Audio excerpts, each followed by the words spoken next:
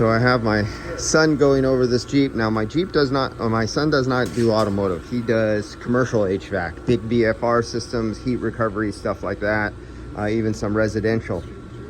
And I had him, I go, tell me something about this air conditioning. What's you need? I've never seen this air conditioning on a Jeep.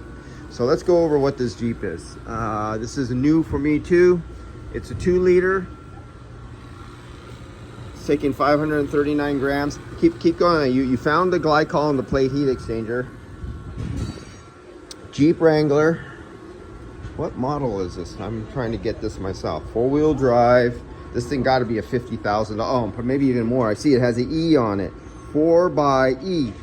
So add $25,000 to this thing.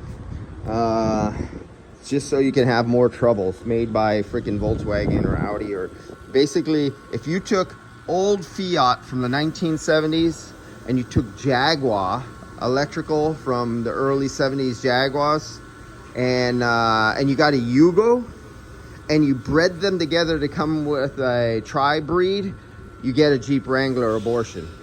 So what we got going on here.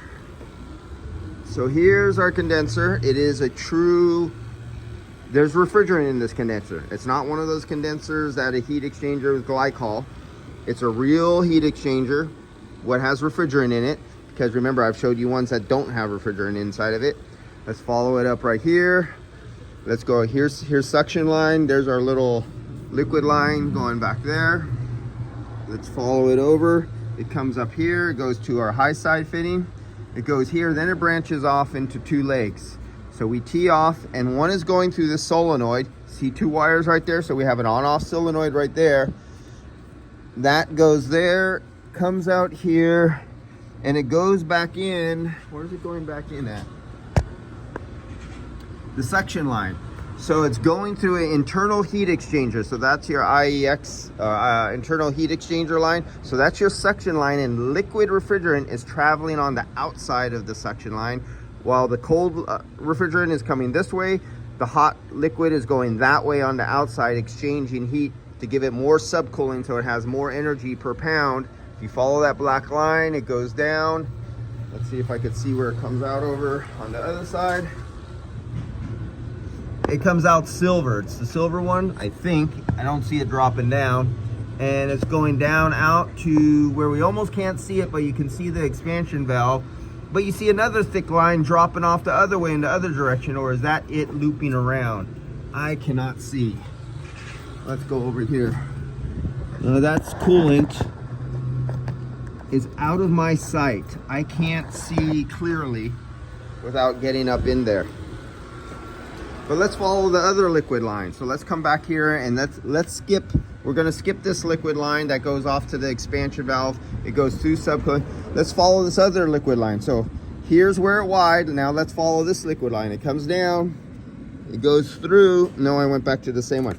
This one, let's follow this one. We come here, we go over, we go down, we come to this block assembly.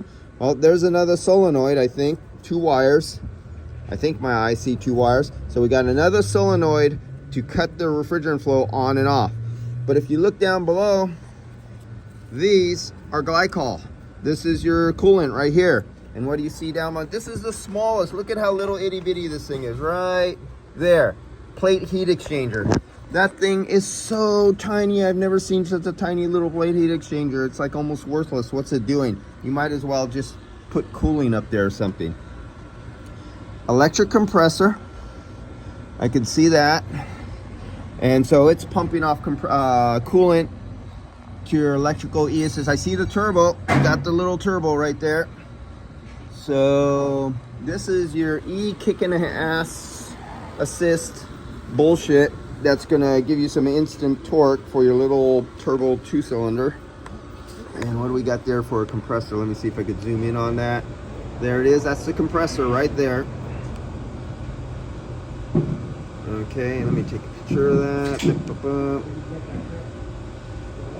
All right. So yeah, this is a newer system that I'm gonna have to go over. Let me see if I could get up to, let me get out of 3 times mode. Sorry guys. See if I can get back to the expansion valve back there. No, sorry guys, I cannot get to that expansion valve back there. I really wanted to see how the piping goes.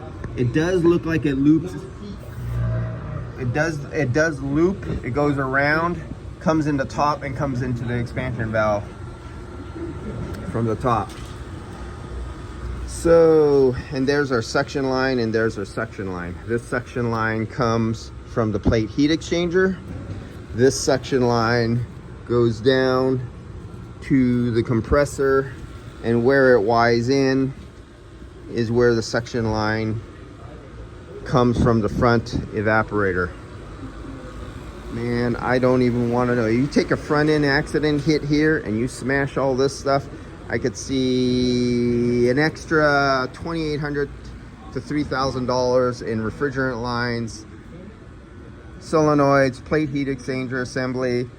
And if you're unlucky enough to get hit here and you sever this high voltage line going back to the battery pack, oh, this is the charger, not battery pack. Oh, you're lucky. It's not that expensive. It might be only $3,000 instead of $6,000. Yeah, it unplugs right there. So for this little short piece of line, you're probably looking $2,000 or so for a little 2.5, 3 foot section of line. Yeah, this is going to be interesting. All right, guys, these are going to be coming into your shop.